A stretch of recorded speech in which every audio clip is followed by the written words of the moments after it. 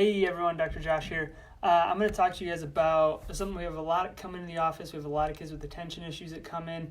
A lot of kids are diagnosed with ADHD, with ADD, all those different types of things. But I want to talk about how you can actually tell do they truly have ADHD, or could their attention issues be coming from an eye tracking weakness or an eye weakness or a vestibular system weakness, because all of those will create or can create attention issues. So I'm going to talk about how two really simple tests that you can do, test your own child or a child you know to see, do they just have eye tracking issues that are causing them to have attentional issues. So what you can do, really simply, put a dot on your finger, just like I do. This gives them something to physically fixate their eyes on, because or else what you'll see if you don't do this is you'll see their eyes will just jump all over your finger. They won't fixate on a single point.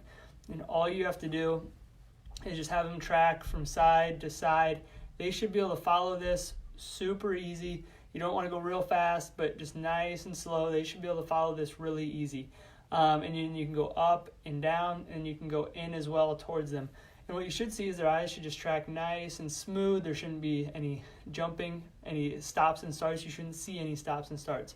If you see stops and starts, it's an area of their brain called their cerebellum that isn't coordinating their eye movements well, which the cerebellum also coordinates their attentional networks. So if you see these stops and starts, that's a sign that their eyes aren't tracking efficiently, and that can play into attention issues. Another big thing you'll see a lot of times is kids will track, and right around midline you'll see these big jumps in their eyes, this boom, and then they'll come back to it, and then they'll keep tracking. That comes from a reflex called an asymmetrical tonic neck reflex. It should go away at 6 months, which I find in almost every case of attention issues that we see that's coming from their development. One thing that you might see when you have them track is, a kid really does have true ADHD attentional network difficulties if you have them start tracking and their eyes start going in the opposite direction. They physically can't keep their eyes on it. Their eyes are just jumping all over and they can't follow it. That can be truly from just an ADHD issue, but a lot of times I find that those kids will have sensitivities to gluten, and we take gluten out, that helps them a lot. So that's test number one. Just see, can they follow your finger efficiently, and do it for a good amount of time, because a lot of kids will do it okay. When they start, they'll be good, and then you'll get 30 seconds or a minute in, and then they'll really start losing it. So they'll start breaking down, their eyes can't follow anymore, and their eyes will start jumping all over the place. So that's number one. Secondly, have them look at your nose.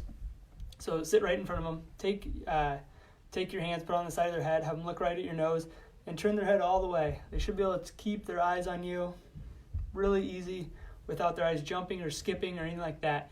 What you'll see is a lot of kids, when they still have an asymmetrical tonic neck reflex, is you'll start turning their head and their eyes will dart off in the direction that you're going towards. Especially right when you get right on 45 degrees, you'll start seeing, boom, their eyes will jump off, and they can't keep their eyes fixated on you. That's what's called a vestibulo-ocular reflex. It's a reflex that they should be able to suppress. They should be able to keep their eyes fixated and turn their head. But if that reflex isn't developed appropriately, then you'll see jumping and skipping of their eyes. These are just two really simple things that you can look at to know, is my child's attentional issues, are they coming from their eyes, or do they truly have a right hemisphere attentional network weakness that needs to be looked at? But if your kid's eyes are skipping at all, it's probably that they have something developmental that can be improved, and that means their attention can be improved in a lot of cases.